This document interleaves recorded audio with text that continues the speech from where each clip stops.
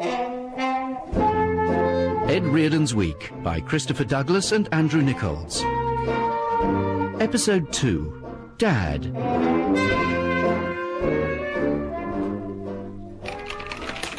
Slam went the front door, and our tiny hovel shivered to its foundations.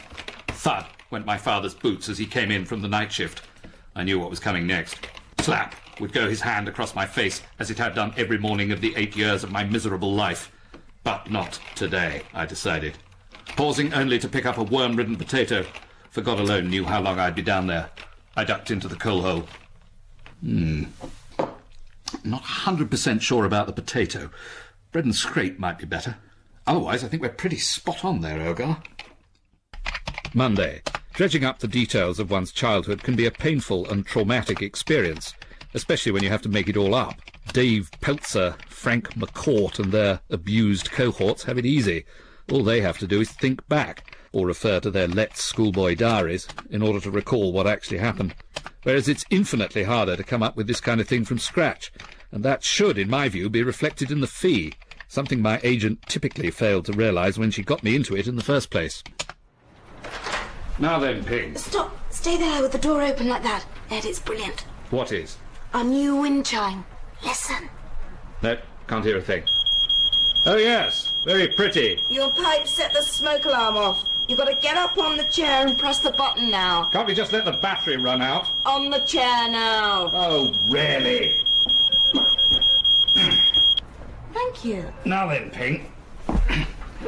I want you to get me back into writing for television. Oh, that is so wonderful. Yes, I realise I've excoriated its lowering of standards ever since Z-Cars stopped, really. But I think... Ed, shut up. Oh, when the shells tinkle like that, it means the gods are pleased and will grant us fair weather till the next full moon. Right, I shall dress accordingly. Meanwhile, to return to matters terrestrial, I need a television script commission ASAP. Inland Revenue getting arsey again? No, my father's coming to visit. I need something to show him I'm gainfully employed. It's so your lucky day. Ah, and the wind chimes were right. It just happens they're looking for writers for Dick and Dom. Who's Dick and Dom when he's at his desk? Which is seldom, I imagine. Dick and Dom. In the bungalow. No, still need more twist. They're this year's Ant and Dec. Ah. They want to get into drama too, and they've got this idea about the army, yeah? National service. Dick and Dom in the barracks. And they're asking for plot lines from every old writer in town. I can still climb on a chair, Ping. Anyway, I was too young for national service. Well, ask your dad for some stories then. Last time he gave me anything for nothing was a clip round the ear when I bunked off Cubs. Was he really abusive then? Because that's so commercial. In what way? Violent childhood memoirs. They're literally walking off the shelves in the big bookshops. And not just Tesco. Asda, Somerville, everywhere. So it pays more than, say, tubing it to TV Centre at your own expense to be kept waiting by Dick and Dom's illiterate 12-year-old producer who's never heard of you and wants you to write 5 pages for nothing. Oh, yeah. 7-figure advances, if it's horrible enough. With garden tools and stuff. Right, better get started. But Ed, what about Dick and Dom in the barracks? I'll just take this here BBC compliment slip, leave it around the house, and it'll look like I'm in the money. Tuesday. In truth, my childhood was hardly deprived, though we didn't get BBC Two until I was 16, so I missed the golden years of late-night line-up and Jazz 625, an act of negligence which would today no doubt land most parents in the European Court of Human Rights. O tempora, o mores, another reminder of the time when one could speak Latin in public without being laughed at. Yes, you're right, Elgar. This won't earn us 7 figures. Right. After 12 hours in the coal hole, rodents scratching around my bare feet, I decided to burrow out or eat the soil. I wonder how much that hovel's worth now. Let's see. Property finder. Cheshire. Bedrooms 3. Price range. Click show all. 9 Fircroft Close. Good grief. The last thing I was expecting to find was my childhood home up for sale before my eyes. In fact, that was the penultimate thing. The last thing was that it was on the market at £400,000, having cost only £6,000 as a council house in the right-to-buy policy of the 1980s. Of course, at the time, like all right-thinking artists, I was revolted by Mrs. Thatcher and everything she stood for. But on the other hand, I did have £3,000 of disposable income, thanks to my Tenco commission, and as the current parlance had it, I would have been a wimp not to go for it, and split the purchase price with the old man. Yes. Oh, hello, Dad. Where are you? Which station? But you're not due till tomorrow. No, I'm not trying to be clever. I'm just... I'll come and get you. Could have sworn it was Wednesday. Starting to get a bit forgetful. Do you remember putting the house on the market? How do you know about that? At the risk of sounding clever, I saw it on the internet. Oh, I see. Checking up on your inheritance. I just felt nostalgic for the old place, wanted to remind myself what it looked like. But there wouldn't have been a picture of it if I hadn't put it on the market. Would there? So, 400,000. Hold your horses. Well, anyway, I think we can afford a taxi home. I mean, you got a job then? Yes, never busier. A break off in mid-sentence to come here. Hope you're not putting me in what you're writing. No, Dad. Have you ever heard of Dick and Dom? Oh, them. In the bungalow. Mind you, it's not like any bungalow I've seen. Why can't they make television more true to life? If I had my way, I'd have David Attenborough on 24 hours a day. Graham Norton. Too much of him on. And he's queer. I'm just putting your case in the boot, Dad. Don't mind to climb in after him. And he's come a day early. What makes them do that when they hit 70? What's that? Nothing. Get that cat off the table. He has got a name, Dad. Come on, Elgar, we've got guests. Elgar. What's wrong with Tom? Smells like he's been doing his business in here. No, he goes out the back door through the cat flap. Life of Riley. How long is it since you cut those toenails? Take your bag into the bedroom. Need to clear some of my stuff out. Didn't realise you were coming today. I'm all right on the couch. Don't want to be any trouble. That's why I'm selling the house. I'm going to live in a home. What? What are you talking about? I've had a bit of time to think about this. I've been looking around and I've found a good one. Ladywood House, sheltered accommodation or mod cons, £425 a week. Save you looking it up on the internet. But, Dad, if it's your memory that's worrying you, don't. It happens to all old people. Not so much of the old. I'll see you out, thank you very much. Especially if you're drinking in bed now. I might be on borrowed time, but you're into negative equity. Where did you learn phrases like that? Money Mail. I've been listening to Moneybox Live too. Vincent Duggleby says, now's the time to capitalise my assets. My asset as well. Bugger Vincent Duggleby. How big a dent's £425 a week going to make? None if I sign the house over to you and live on my pension. Government will have to pay for it. Really? You sure? Did Vincent Duggleby really say that? No, that's right. The minute the money runs out, I can live off the state. You see, I haven't quite lost all my marbles, have I? News of this windfall has made Chapter 2 of my childhood memoir, Broken in 4 Places, even harder to write than ever, especially since my black-hearted torturer is sleeping peacefully on the couch next to the computer as I dredge the words from the depths of my damaged soul. Are you going to be doing that all night? Sorry, Dad. You have to work when the piper calls the tune. I've gone to bed instead of doing that emergency rewrite on Tenco when Bert Kwok sprained his ankle cooking. You wouldn't have a house to sell. I wouldn't be wondering what to do with 400 grand. You don't think you're getting it all, do you? I'm dividing it equally 4 ways between you and the family. I have only got 2 children. And what about their mother? The life you led that poor girl? I know my obligations, even if you don't. I see, that poor girl. First she gets my house, now she's being handed some of yours. I did put up half the money for that, Dad. And what would have happened to it otherwise? It's about the only sensible thing you've done in your life, let's face it. All they'd inherit from you is the money back on the empties. True? Right. I'd better get back to work then. I'm going to claw back some of that £300,000 the last 5 minutes has cost me. You can work proper hours while I'm here, 9 to 5, do you good. Is this where you turn the plug off? No, I have to save it for... Pity about that. Probably wasn't worth saving anyway. Wednesday, or Wednesday as ever is, to be sure, as Sir Terry had it, his overpaid tones greeting me as I was dragged from the arms of Morpheus by the sound of the kitchen radio, retuned by my doting papa. It felt strange not being able to start the day with my regular morning exercise, hurling abuse at the Today programme. I can only find tea bags here. Where's your loose leaf? And that plug's come off the chain in the sink. And what's wrong with your phone? I've been trying to call because I know the mystery here. You unplugged it last night, along with everything else. Just as well. You shouldn't leave things on. It's bad for the environment.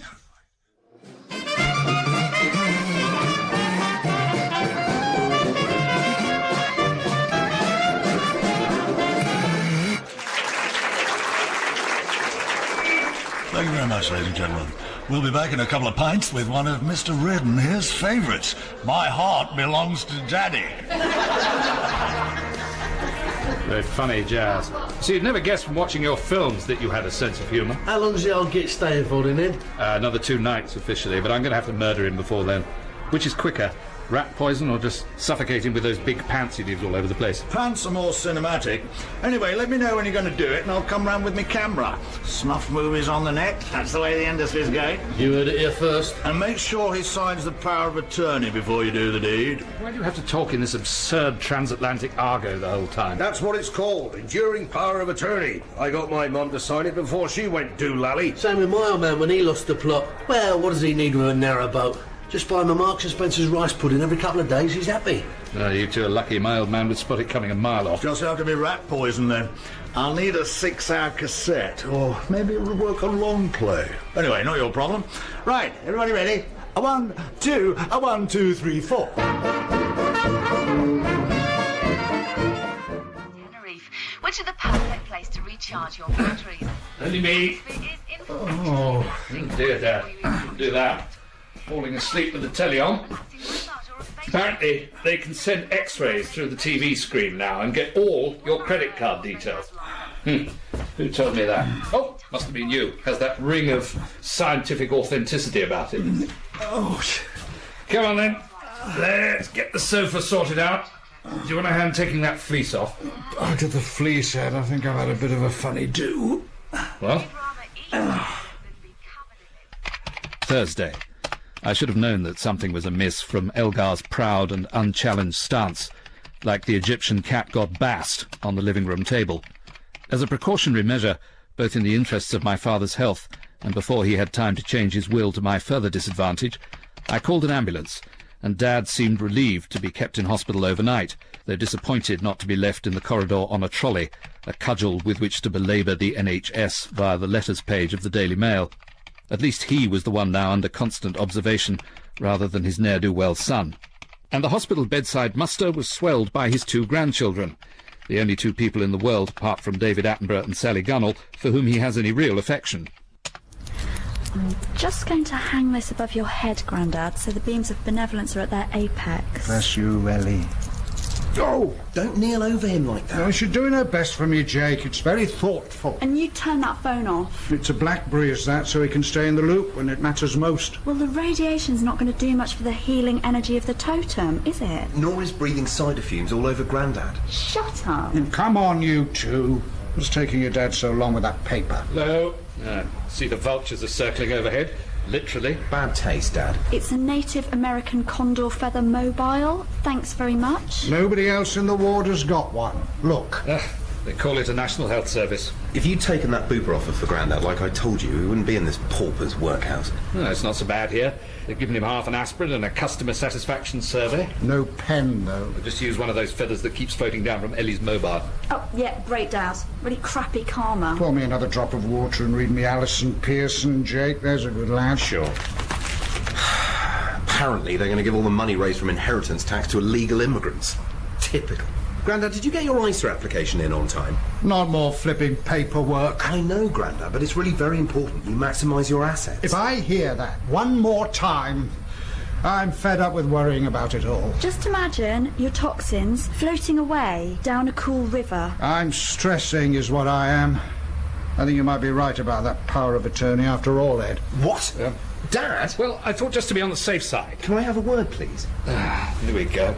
This is like Bleak House without the laughs. Let's try the power of hands on forehead. Lovely. Now, where's your third eye? With all due respect, Dad, you're clueless about money. Don't be impertinent. Sorry, remind me what your turnover is. And which member of the family is it who saves £20 a week on Thresher's 3 for 2 offers, you or me?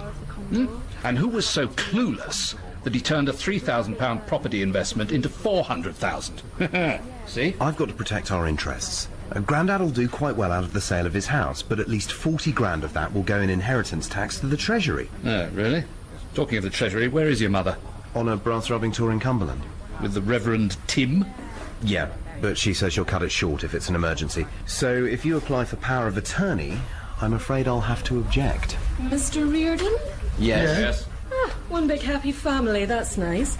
Good news for you, sir. All your tests are clear, so you can go home. Thanks, love. So if you could just pop yourself out of bed for me. What about my lunch? It's Mediterranean ragu. You're more than welcome to have it on the chair.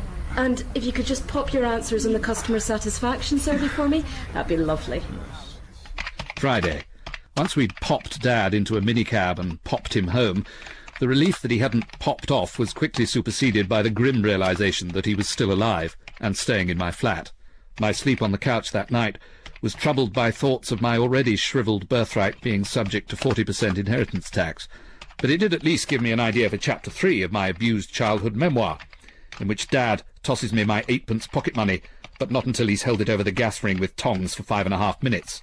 After stretching out this harrowing account to 4,000 words, I decided to reward myself with lunch, not as I'd intended with a couple of pints and a bag of scratchings at the Lockkeeper's Arms, but, as my fully recovered ogre of a father insisted, at Sainsbury's cafeteria, a mere £6 cab ride away at Apsley Mill Retail Park, Hemel Hempstead. This is a colleague announcement. Mop and bucket to the juice counter, please. Here we are, Dad. A world of brotherhood where everybody's a bloody colleague. You're starting to sound like me. What are you having?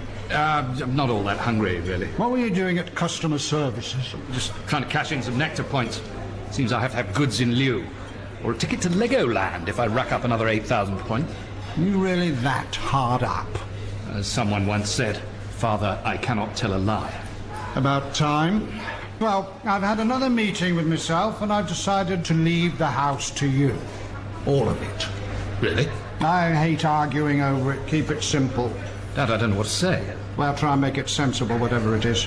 It'll be a chance for you to get back on your feet. And get rid of those sandals while you're at it. I won't let you down, Dad. That's a first, then. Not losing your marbles, are you? Can set in as early as 50, you know. Hello, Mr. Reardon. Oh, Olive, hello. This is my father, Sidney. Not this handsome young man? Surely not. Olive's one of my creative writing class. I run one every week at the leisure centre. How much does that bring in? Not enough, I'm sure. You're 53 and you haven't got 2 plates that match. Hello, who's this? Well, Mr. Reardon claims it's his father, but I think it's really his younger brother. This is Pearl, another member of the class. Is it just a coincidence you both being here? No, we like to get together beforehand on writing days to discuss what projects you've set us. Here's Stan, look. I made a bit of a mess of the 2-for-1 pomegranate juice, but I don't think anyone saw me. Well, this is all very gratifying, I must say. I thought you all just turned up and ignored me. Oh, no. We've been learning such a lot from your son, Mr. Reardon. Oh, that's who this is. You thought it was my toy boy, didn't you, Stan? Oh, well, I suppose them as can do, they as can't teach. Yes. And, Dad, I could always teach you how to say that grammatically. Oh, dear. The idea that my writing class should meet up extramurally, so to speak, was one I found strangely flattering.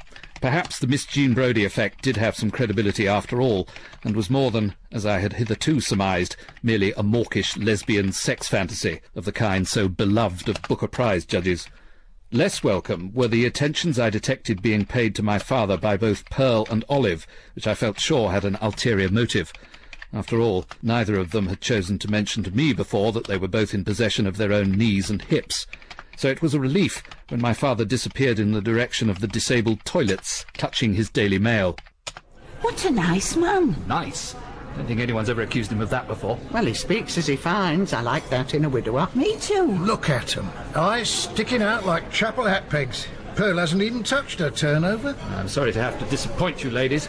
There's only one beneficiary of my father's will, and that's the man sitting before you now, who fancies he might have a large mochaccino with whipped cream. A house as well, is there? Oh, yes. Originally paid for by that episode of Tenko you treat with such derision. So who's laughing now? Well, I dare say there'll be a lot of tax to pay when you inherit that, so it serves you right. Not if his dad was an Australian. What do you mean, Stan? Inheritance tax doesn't operate over there. Really? I've often thought of becoming an Australian citizen myself. Makes a lot of sense. Well, what's stopping you? My sister in Perth. Dad, what's the matter? Better sit down for a minute. You haven't had another turn. I just read something in the paper. Ladywood House has been closed down. Apparently the staff are abusing the residents. What's Ladywood House? It's a care facility Dad was thinking of retiring to. You mean an institution, don't you? Don't let him do it to you, Mr. Reardon. We can see through his little game. It was my idea. Too late now, though. Seems such a good place. I imagine it'll be given over to knife-wielding teenagers for rehabilitation, prior to them being sent on free safari holidays. I hate this country sometimes. I just can't believe it. But it's true. It's in the mail. I'm not surprised. You hear about it everywhere. Then there's all these books on the shelves about youngsters being badly treated by their wicked parents. Look over there. Row after row of them. It's a very popular market, Olive. Yes, but what about abuse of the old folk? Don't we get a look in? Ah, there's your book. I was banged up in a bread and water care home while my kids went off on a cruise. Anyway, love, you don't need to go in a home. You're as sharp as a tack. Anybody can see that. Though they do say 1 in 5 of us is going to get Alzheimer's. I think I'm all right, though. I haven't got it. No, me. I can count all my buttons. I'm sorry, why are you all looking at me? Hello? Hi, it's Ping. Just got your sample chapter, which is totally groovy in a kind of way. Especially the bit where you have coal dust for supper. Can you send me some more? I'm really thirsty. I don't mean can you send me some more because I'm thirsty. Can you hear my musical mug? Isn't it ace? No, I mean, can you send me some more because Random House are gagging for rubbish childhood cobblers? Well, not that it's cobblers. Who is this, please? Ping! Is that not Ed? No, it's his father. Oh! Hello? No, gone. Dad, they hadn't got Men's Health, so I got you this. What is it? Place down under? And some nectar vouchers. You can exchange them for air miles. What do I want them for? I just think of alternatives to Ladywood House. I mean, I know Australia's a bit of a radical departure, but I really think you'd fit in there. They don't like people being too clever either. No, thank you very much. If I want sun and sand, I go to Skeg. It's all the beach action I need. They don't do that anymore in Australia. They spend all their time indoors watching Midsummer Murders and looking through the curtains. Do you know, it's got the biggest neighbourhood watch network in the world. Go on. And for what you'd make on Fircroft Close, you'd be able to buy half of Queensland. Is that true? Yeah. House prices are 1/10 of what they are here. Look, I'll show you on the computer. No, about neighbourhood watch. Oh, what's that say? Chapter 5, fingernail soup. Oh, no, that's just something else. It's a competition. Look, let me show you the crime figures. Lowest in the world. Yeah, see? Just click recently visited. No, it's too far. And all the cheap property in the world's no good to me if I caught, DVD on the plane. And they spray all the immigrants before they let them into the country. That's another plus. Here we are, look. Hit neighbourhood crime for 6 with Shane Warne. 92% of Australians are actively involved in surveillance of each other. I can read. Good. I'll leave it with you then. Because I have to go and have a meeting with my agent. My God, look at that. Sunday closing, too. It's like England was 50 years ago. Right. Bit of dash. I should be so lucky. What's he up to? Fingernail soup. Bloody hell. What's all this? Ed, you've escaped. Well, didn't he have you manacled to a wall or something? Who? Your dad. Because I spoke to him and he sounded like Hannibal Lecter or someone. When did you speak to him? Just after breakfast. Oh, I wish I hadn't said that. He didn't pass the message on. No. Well, because contact with the outside world would give you a taste for freedom. Like the man in the thingy. Iron Mask? Yeah. Leo DiCaprio. No, Hugo. No, Duma. Well, as you can see, I made it. Yeah. Well, how? Did you tunnel out with a spoon again? Midland Mainline, though the comfort level was about the same. Anyway, my manuscript seems to have made an impression on you, which is all to the good. Ed, it's brilliant. You're not talking about the wind chimes again, are you? No, it's a piece of really great writing. Thing is, I just had a call from Random House. The abused childhood memoir market's a bit flooded at the moment. It reached saturation point with Viscount Linley's. But I've spent a week on this. reliving painful memories I'd hoped never to have to go through again. Crap, isn't it? So, have you thought any more about Dick and Dom? Monday. I have been required to think of little else but Dick and Dom for the last 6 weeks. In return for £200, my story outline has undergone many drafts, as their 12-year-old producers are still no closer to settling on a suitable milieu for their clean-cut heroes. I have been asked to relocate them from Da Barracks to Da Police Station to Da Yorkshire Dales in Da 1960s. At one point they were even in Da Vinci Code. But at least Elgar and I have the flat to ourselves again, after my father's departure, as sudden and unexpected as his arrival. Yes, hello? Hello, Ed. Dad? Where are you? Sydney. Took your advice. Thought I'd have a look around. You were right about the neighbourhood watch. But how did I you... met a very nice person on the plane. She's on her own too. Go on, have a word, Joyce. Hello? Is that little Teddy? Yes. I want you to know your dad's in good hands. Stop it, Sydney. Wait till we get to the beach. Come and see us soon. Here's your daddy again. So, what do you think of my new carer? Sorry to interject a note of caution, but... You have email. Who's that? You got a fancy woman there? No, just email. Must be the one that we've just sent you. You sent me an email? Well, Joyce did, really. She can do everything. She's a wonderful woman, Ed. Vigilant, too. And she's got me onto this writing lark. What sort of writing? My life story. I've spiced it up a bit, just like you did. Anyway, read it, see what you think. I'd value your professional opinion, son. Right. I can't wait. By the way, you forgot your fleece when you departed so abruptly. No, I don't need a fleece where I am. You can keep it. Might as well leave you something. Yes, in a minute, Elgar. Better look at this first. Crack Went My Heart by Sidney Reardon. Thwack went the enduring power of attorney document as it landed with supreme irony on the welcome mat.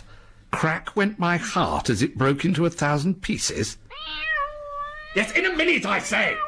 Get off the table, blast you, or I'll lock you in the cupboard! Ed Reardon's Week starred Christopher Douglas, with Stephanie Cole, David Warner, Eve Dallas, David Cann, Simon Greenall, Sally Hawkins, Philip Jackson, Alice Lowe, Rita May, James Rawlings and Geoffrey Whitehead. It was written by Christopher Douglas and Andrew Nichols. The producer was Simon Nichols.